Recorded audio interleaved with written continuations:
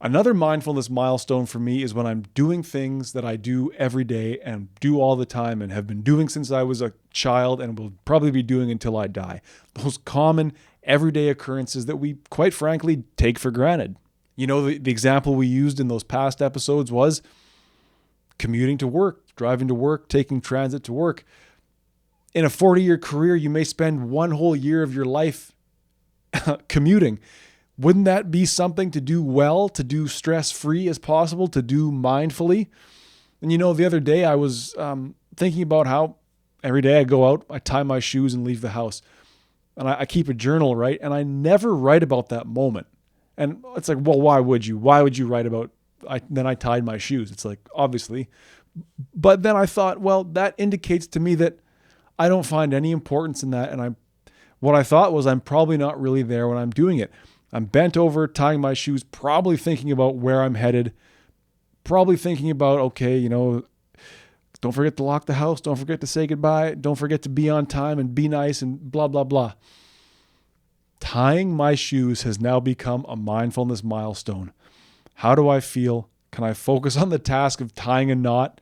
It's kind of interesting because tying my shoes, I think, is one of the earliest memories I have. And so it's something I've done all my life, and it's actually not something I'm particularly good at.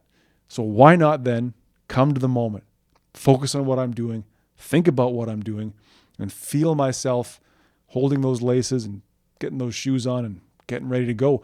You get your shoes on properly, I think you're in a better state of mind leaving the house. Now, this might sound crazy, but I want you to find a moment for yourself.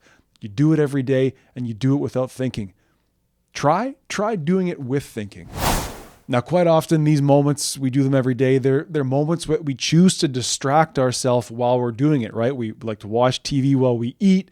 We like to watch TV while we're talking to somebody. We're listening to music or a podcast while we're driving. You know, we're getting showered. We're cleaning ourselves up. We've got music, TV, whatever going on. But as I said before, and I think it's worth repeating, all of these minute, repeated, mundane things that we do, they make up a huge quantity of our time on this earth. It's not unthinkable that they make up the majority of our time on earth. So you're telling me that you're going to distract yourself for the majority of your life while you're doing something? To me, I think that sets us up to want to be distracted even when we probably shouldn't be. It's like, fine, you can watch TV or you can listen to a podcast or you can distract yourself with thoughts of what you should do while you're making dinner. But you make dinner your whole life long. Think of all the hours you spent halfway making dinner. And I think the real sinister consequence here is when we set ourselves up to want to be distracted, right?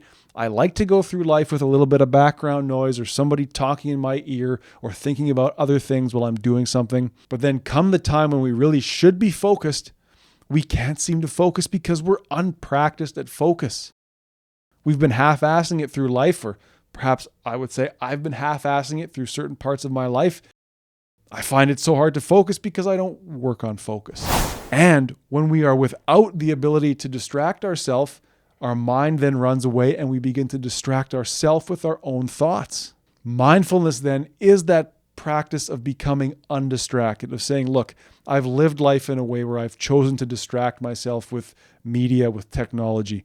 And now I've built this ecosystem for myself where my own thoughts serve as my own distraction when I have to. These mindfulness milestones are a low stakes, super simple way to begin to practice mindfulness. Look, you got to tie your shoes every day. Why don't you practice thinking about tying your shoes while you're doing it? Then you may say, well, why don't you think about thinking about cooking dinner while you're doing it? Why don't you then think about the conversation that you're having with the person that matters to you?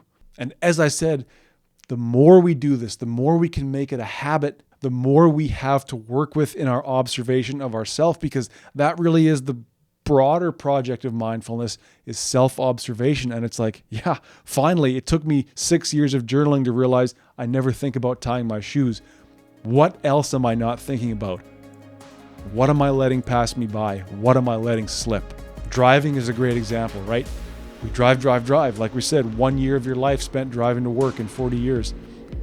Chugging coffee, blaring music, yelling at the idiot in front of you. What's your steering wheel made out of? What does it look like? Are there cracks in your windshield? How's your car feel when you drive it? I mean, it's the most expensive thing you own besides your house. Do you ever really experience the use of it, or just get me where I need to go? If focus and distraction and stress are all issues in your life, if you're not liking the way things are going, think about maybe the fact that you have distracted yourself fully and disengaged from your own life.